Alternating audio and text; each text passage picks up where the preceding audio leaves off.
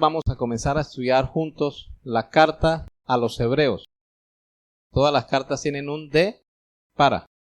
La carta a los Hebreos comienza diciendo, Hebreos capítulo 1, versículo 1, dice: Dios, habiendo hablado muchas veces y de muchas maneras en otro tiempo a los padres por los profetas, en estos postreros días nos ha hablado por el Hijo, a quien constituyó heredero de todo y por quien asimismo hizo el universo, el cual, siendo el resplandor de su gloria y la imagen misma de su sustancia, y quien sustenta todas las cosas con la palabra de su poder, habiendo ejecutado la purificación de nuestros pecados por medio de sí mismo, se sentó a la diestra de la majestad en las alturas. ¿Quién es el remitente? Hay algo curioso en la carta a los Hebreos, y es que no define quién la escribe. Todas las cartas empiezan anunciándose quién la escribe. Tienen un protocolo. Sin embargo, en esta no aparece quién la escribe. Hay indicios de que pueda ser Pablo, porque al final, en la despedida, en Hebreos 13:23, dice: sabed que está en libertad nuestro hermano Timoteo, con el cual, si viniere, pronto iré a veros. Toda la carta no dice quién es. Lo curioso es que empieza diciendo Dios en el versículo 1, Dios, exaltando que es Él directamente el que quiere tratar asuntos especiales. ¿Con quién? Entonces nos vamos a los destinatarios. ¿Quiénes son los destinatarios? ¿A quién se dirige la carta? La carta se dirige a los hebreos. Si vamos a hablar de una carta que va dirigida de manera particular a los hebreos, al menos tenemos que saber qué significa hebreo. Esta carta fue escrita a aquellos que, siendo judíos, abrazaron a Cristo, abrazaron la fe cristiana. Ellos, los hebreos, estaban pasando por un momento terrible de persecución, porque al ser del pueblo judío y abrazar otra fe, ya eran considerados traidores a su patria, traidores a su fe, a sus creencias, a sus tradiciones. Y también eran considerados herejes, gente que echó a la basura su fe y ahora abrazó una nueva fe. Y para un judío no era concebible que otro judío dejara sus raíces para unirse a la fe de los gentiles, de los que ellos consideraban perros. Y desde luego, para ellos Jesús, aunque lo denominaban profeta, nunca lo aceptaron, porque para ellos Jesús fue un hereje, un apóstata. Ellos no podían asimilar la idea de que un hombre dijera: yo soy el Mesías prometido, yo soy el Hijo de Dios, el que me ha visto a mí, ha visto al... entonces ellos, pero ¿quién es? Era terrible. Ellos, de por sí, ellos todavía están esperando al Mesías. Para ellos, Jesús fue un profeta más. Por eso a él le dijeron: por Belcebú es que echa fuera a los demonios. Le decían demonio de frente, porque nadie podía tener poder y autoridad sobre los espíritus. Demonio tienes, le decían también.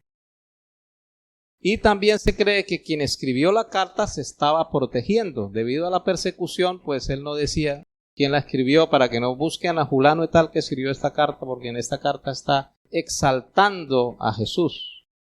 Lo está poniendo a nivel de Dios y está exaltando a la iglesia y poniendo a los creyentes en Cristo por encima de Israel, por encima del pueblo judío, el considerado pueblo de Dios. Irían detrás de aquel que estaba predicando a uno que dijo que fue enviado para salvar al pueblo de Israel. ¿De dónde proviene el término hebreo? La raíz primaria de la que proviene hebreo es abar. Abar y significa cruzar. También se traduce adelantar, alejar, andar, atravesar, avanzar, pasar. Uno de los hijos de Sem se llamaba así, Eber o hebreo. Pero era un nombre. Pero a quien se le atribuye hebreo no como nombre, sino como un adjetivo calificativo, es a Abraham. Génesis 14:13, anótelo ahí, lo lee en su casa. Dice: y vino uno de los que escaparon y lo anunció a Abraham el hebreo. Génesis 14:3. Voy a explicarme más cómo es esto. No es lo mismo que a alguien le digan, hebreo, hebreo, venga para acá. Carlito, venga. A decir, él es el hebreo.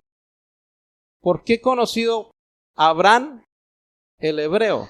Abraham fue el que después se llamó Abraham. Dios le cambió el nombre.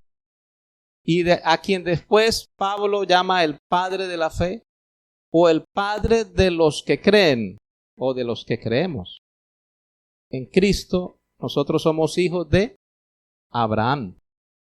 Nosotros creemos y tenemos un padre. Padre de los que cruzan al otro lado.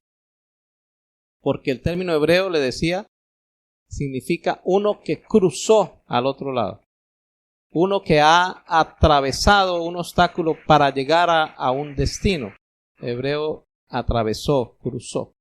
Se les decía que el primer hebreo fue Abraham, porque el Señor mismo le pidió que saliera. Génesis 12:1. Pero Jehová había dicho, ¿a quién?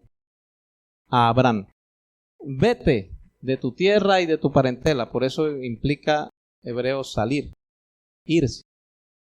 Y de la casa de tu padre a la tierra que te mostraré. Entonces fíjese cómo el Señor le dijo, vete y tienes que atravesar el río Éufrates. El Señor no le dijo cómo, solo le dijo cruza. No sabemos cómo lo hizo, pero sin embargo no fue fácil.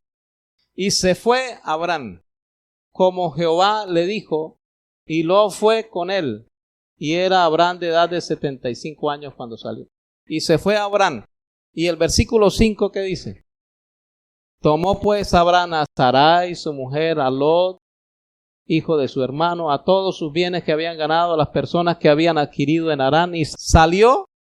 Fíjense lo difícil que era para él hacerlo. Sal de tu tierra y de tu parentela. Tienes que abandonar tu tierra. Yo voy a hacer algo contigo. ¿Quieres que lo haga? Sí. Sal de tu tierra. Sal de tu cultura. Todas tus raíces. Todo lo que tienes ahora y has edificado no te sirve para lo que yo voy a hacer contigo. Y eso es lo que más le cuesta a Dios con nosotros. Arrancar de nosotros nuestras raíces, nuestra cultura, todo lo que creemos que es de gran valor y decirnos, yo contigo quiero hacer algo, pero tienes que dejarlo todo. Y no fue fácil, porque como volvamos al versículo 1, dice, Jehová había dicho.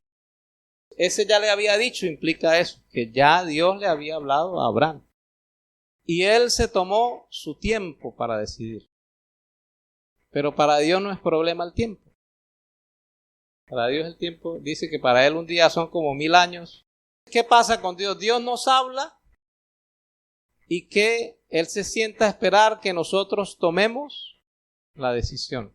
¿Cuánto tiempo le hablé? Lo estoy esperando. Si no se apura, pues se morirá y vendrá otro y otro lo hará. Pero yo ya le hablé. Y el Señor no rompe la palabra. Él espera hasta que esa persona ya decida. Y si no decide, hasta que levanta a otro. ¿Cuántas veces Dios nos ha hablado? Y Dios solo está esperando que haya una decisión. Las decisiones son pasos de fe. Por eso Abraham es el padre de la fe, porque él oyó y obedeció. Hay iglesias, de aquí no lo digo porque aquí tengo poco tiempo, pero hay iglesias donde de pronto llega alguien y dice, ¡hala! ¿Y qué pasó con Facundo? El hermano Facundo, no lo volví a ver, ¿qué pasó? Dijo, no, usted sabe cómo es él. Él ahorita está en esos periodos que se va y no sé, eso de pronto por allá el mes entrante vuelve. ¿Cuántos años? No ha cambiado. ¿Cuántas palabras ha recibido? Sigue siendo el mismo. Y la hermana Anastasia, ¿qué pasó con Anastasia? No, hermano, hay igual la misma chismosa, eso no quiere cambiar. ¿Cuántas veces Dios le ha hablado el chisme? Dios está esperando. Y al Dios esperar, la persona sigue con los mismos problemas, con las mismas circunstancias, con las mismas cosas, y no termina de llegar al otro lado. No termina de atravesar. Porque el Señor le había dicho, pero hay un momento en el que Él dice, y Abraham salió. Hay un momento en el cual se tiene que tomar la determinación de obedecer a Dios. Génesis 12:4 dice, y se fue Abraham como Jehová le dijo. Y termina el verso 5, termina diciendo, y salieron para ir a tierra de Canaán, y a tierra de Canaán llegaron. Repito, si el Señor te habla, no andes dudando, porque el tiempo corre. Entre más te demores en obedecer a Dios, Dios más se demora en trabajar contigo y en hacer contigo lo que Él quiere hacer. Ahora veamos Jesucristo como hebreo, porque Abraham fue el primer hebreo. Ahora Jesucristo como hebreo. El Señor Jesucristo tenía una tarea, ser redentor de la humanidad, el que rescataría al ser humano de todo lo que en Adán se perdió. Él es el segundo Adán. Pero para hacerlo, Él tuvo que atravesar muchas cosas, tuvo que cruzar muchas cosas. Por eso Jesucristo también es hebreo. Jesucristo, ¿qué fue lo primero que atravesó? Filipenses 2:6-11. Haya pues en vosotros este sentir que hubo también, ¿en quién? En Cristo Jesús, el cual, siendo en forma de Dios, no estimó el ser igual a Dios. ¿Era qué? Igual. Igual es como cuando usted tiene 2 monedas de euro y usted va a pagar con un euro. ¿Y con cuál pago? ¿Con este o con este? No, usted paga, son iguales. Jesucristo no estimó ser igual a Dios como cosa que aferrarse, sino que se despojó a sí mismo, tomando forma de siervo. Atraviesa los cielos y llega a la tierra. Y se hace un ser humano como todos nosotros, tomando forma de siervo, hecho semejante a los hombres. Verso 8, y estando en la condición de hombre. ¿Cómo se hizo el verbo? Hombre. Jesús no existía antes. Jesús existió cuando nació. A veces la gente se confunde con interpretar algunos pasajes. Cuando dice Jesucristo es el mismo ayer, hoy y por los siglos. Entonces dicen, no, es que Jesucristo es eterno. No, Jesucristo cuando dice ayer lo está metiendo en el tiempo de nosotros, en el cronos. Porque nosotros tenemos ayer, hoy y mañana. Dios es eterno, o sea, Él es por los siglos de los siglos. Jesucristo es sempiterno, porque al verbo nacer tiene principio, pero no tiene fin. Él es el mismo ayer, lo ubicamos en el tiempo, lo podemos ubicar en el tiempo. Usted no puede decir lo mismo de Dios. Jesucristo se hace hombre como cualquiera de nosotros, un ser humano. Yo se lo he dicho varias veces, Jesucristo sobre la tierra dice, es que aquí está claro, dice, se despojó. Él no podía en la tierra, siendo Dios, ser Dios. Algunos pasajes del Nuevo Testamento, en el Nuevo Testamento a Jesús, usted no lo puede interpretar en su actuar como Dios, porque no fue así. De hecho, Él fue un ser humano sujeto al Espíritu de Dios. Por eso cuando veíamos también hace un tiempo que cuando Jesús es bautizado, los cielos se abren, el Espíritu de Dios vino sobre Él. Y el Padre habló, este es mi Hijo amado en quien tengo complacencia. Y a partir de ahí Jesús trabajó de la mano con el Espíritu Santo. Él nada lo hizo solo. ¿Por qué? Porque era un ser humano enseñándoles a sus hermanos que somos nosotros cómo debe vivir un hombre sujeto al Espíritu de Dios. Y Romanos 8 dice, y todos los que son guiados por el Espíritu de Dios, estos son hijos de Dios. Y el mayor ejemplo es Jesús, el Hijo de Dios, el primogénito entre muchos hermanos, dice Pablo. Estando, por eso dice, en la condición de hombre, en la condición de hombre, se humilló a sí mismo, haciéndose obediente. La humillación del verbo es que siendo Dios tenía que ser hombre. Por eso fíjese la tentación que atraviesa Jesús en el desierto, ¿cuál es? Si eres, dijo, di que, no es que usted es Dios, di que estas piedras se conviertan en pan. Y cuando él dice, escrito está, no tentarás al Señor tu Dios, él no le estaba diciendo a Satanás, no me tentarás a mí. Él estaba hablando de sí mismo. Porque cuando usted hace cosas que Dios no le mandó a hacer, usted está tentando a Dios. Y él no había sido enviado aquí a hacer arte de magia ni nada de esas cosas. Él había sido enviado aquí a redimir al ser humano. Por eso de Israel se dice que en Hebreos 3:4 dice que Israel tentó a Dios, dice que él se disgustó, dice no estuvo enojado con ellos 40 años, los que me tentaron en el desierto. Ellos tentaron a Dios. Si Jesús actúa, él habría tentado a Dios. Pero por eso él dijo, escrito está, no tentarás al Señor tu Dios. Yo no lo voy a tentar. Se humilló haciéndose obediente hasta la muerte y muerte de cruz, por lo cual Dios también lo exaltó. Es el verbo, ahora atraviesa los cielos, se hace hombre. Siendo hombre, atraviesa la misma muerte. ¿A través de qué? De la cruz. Cruz también significa cruzar. La cruz lo cruzó de la vida a la muerte.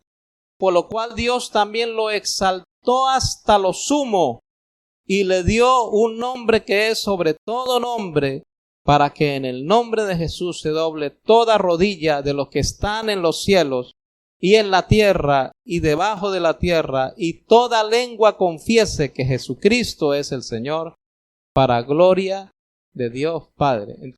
Atraviesa los cielos. Siendo hombre, muere, atraviesa la tierra porque él descendió a las partes más bajas de la tierra. Y estando muerto, el Espíritu de Dios lo levanta, como dice Romanos 8. Y al levantarlo ahora atraviesa de la tierra otra vez a la vida y viene primero a la tierra a hablar con sus discípulos, a convidarlos a una reunión y después atraviesa y llega a los cielos como sumo sacerdote, se presenta a sí mismo como cordero con su propia sangre, es hallado propicio, su sacrificio es aceptado por el Padre, su sangre derramada es aceptada como redención por la humanidad y él es proclamado el Señor de todo el universo. Y Colosenses dice que el Padre puso todas las cosas debajo de sus pies y lo dio por cabeza a su iglesia. Mire la cabeza que tenemos nosotros. El Señor de todo el universo. Y andamos diciendo, ay Señor, no entiendo. Porque cuando nos golpean las cosas se nos olvidan. ¿Cuál es el hebreo en el que creímos? Somos hijos de Abraham. Sí, pero también somos hermanos de Jesús. Tanto Abraham como Jesús nos enseñan a cómo nosotros debemos atravesar la vida y es por la fe. En el momento que usted quite los ojos de la fe, usted se vuelve una persona natural. Y todo lo ve natural. Y cuando usted ve todo natural, todo lo ve difícil, todo lo ve imposible. Pero Jesús dijo, al que cree, todo le es posible. Pero se nos olvidan sus palabras. Dice, si tuvieras fe, tú le dirías a ese monte, quítate. Pero entonces nosotros no somos capaces de hablar. Por eso pedimos oración. No está malo pedir oración, pero la oración, ¿qué es? Fue algo que Dios inventó para que nosotros hablemos con Él. La oración tiene dos objetivos. En el Padre Nuestro, por eso se llama el Padre Nuestro, porque es el Padre de todos. Ahí Jesús nos dijo, y cuando tú ores, enciérrate y di, Padre mío, mi papito, no, dice Padre Nuestro. Porque la oración en primer lugar está hecha para llamar a la unidad. y a recordarnos que somos hermanos y que somos hijos del mismo Padre. O sea, una persona puede decir, no, es que yo oro solo, pero si no se congrega, todos oramos solos en la casa. Pero si no nos congregamos, algo está fallando. No hemos entendido la oración. O sea, a esa persona hay que buscarle la Biblia y borrarle Padre Nuestro y escribirle Padre Mío. O sea, ahora sí vaya, ore solo. Porque es suyo nomás. Es Padre de todos. Y de hecho la oración cuando se hace en armonía, en iglesia, es algo que causa respuestas extraordinarias. No es que Dios no le responda cuando usted ora solo, es que el poder de la unidad es algo que desata el fluir de Dios de una manera que usted y yo no nos podemos imaginar. Usted y yo podemos orar ahora como iglesia por lo que está pasando por la nación y sin darnos cuenta empezamos a ver respuestas y nos acordamos de qué oramos y están pasando cosas que oramos. Cuando usted ora en la iglesia, tómeselo en serio. Estamos pidiendo por la nación, estamos pidiendo por la familia, estamos pidiendo por la iglesia.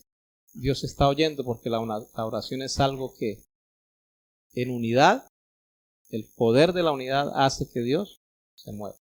Usted puede orar solo, pero hay muchas cosas que no van a pasar hasta que usted se ponga de acuerdo con su iglesia. Ese es el segundo hebreo. Jesucristo es el segundo hebreo. Romanos 8:11 es el texto en el cual dice que el Espíritu de Dios levantó a Jesús de entre los muertos. Efesios 1:20 también dice que fue el Espíritu de Dios el que operó resucitándolo de los muertos y sentándolo a la diestra de Dios. Terminamos aquí y después continuamos como nosotros ahora como hebreos.